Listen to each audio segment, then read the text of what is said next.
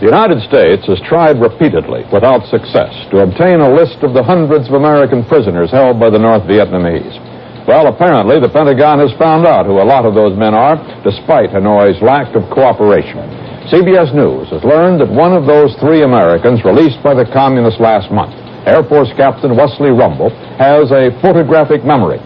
And when he learned of his imminent release, he memorized the name of every fellow prisoner he had seen or even heard mentioned.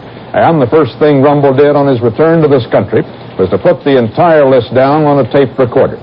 The Defense Department, without confirming the Rumble story, did disclose that from the information obtained from Rumble and the 2 other returnees, he was able to identify more than 50 American prisoners, and their families have been notified.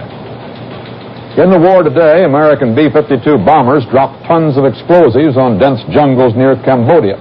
They were trying to dislodge an enemy force that inflicted heavy casualties on 2 South Vietnamese units. The fighting in that area began Sunday, and there were reports of new clashes there this evening. There have been no figures on enemy losses, but government casualties now are put at 200 dead, wounded, or missing. Earlier this week, most of the American troops assigned to the critical Mekong Delta south of Saigon were withdrawn from that area, turning over the fighting role to the South Vietnamese. This evening, we have a report on the situation in the Delta from George Sievertson. One of the most frequently repeated pieces of conventional wisdom in this war has been that unless the Viet Cong can be beaten in the Delta, the South Vietnamese government can have no hope of winning the war. The Delta is where most of South Vietnam's population is concentrated, where most of its food is grown, the richest and most coveted area in Southeast Asia. Up until last year, the Delta belonged to the Viet Cong. Most of its leaders came from the Delta, most of its recruits came from there, and most of its money in taxes and extortion. But since last year, there's been a dramatic reversal of the government and the Viet Cong positions in the Delta. While the government has been growing stronger, the Viet Cong have become weaker. They're having trouble finding enough recruits and are replacing their losses with less effective North Vietnamese regular soldiers. Their underground apparatus is slowly being whittled down by arrests and defections. Major General Roderick Wetherill, the top American advisor in the Delta. We still have they're really more displaced persons than they are refugees. They're people that have come out of the hinterlands where the VC had been able to tax them and abduct them and terrorize them into serving in their forces. And to avoid that, they'll come into the cities.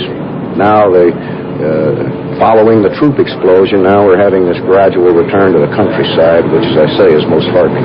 Most of the U.S. 9th Division has been withdrawn from the Delta, and the rest are soon to go. The only American soldiers there now are a few engineer battalions building and repairing roads. The fighting is being done by the Vietnamese. I don't think we'll ever bring U.S. troops back here. I just can't conceive of a situation where we would have to redeploy U.S. troops here in the Delta. American civilian advisors earlier this year argued forcefully for the withdrawal of the American division from the Delta. Turn the job over to the Vietnamese, they urged, and put the emphasis on pacification and security rather than killing VC. So the 9th was withdrawn. And so far, they haven't been missed. Well, from a civilian advisor's point of view, would you have preferred to see the 9th stay around?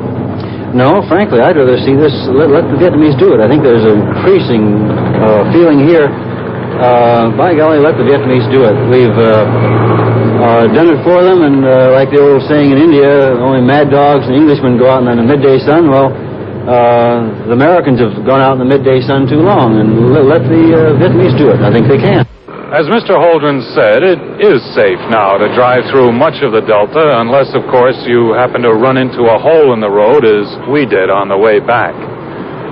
In the 6 days we spent driving almost 400 miles around the Delta, we saw much that had changed since the first time we were there 2 years ago. It seemed clear from what we saw that the government of South Vietnam still has a ways to go to win the war in the Delta.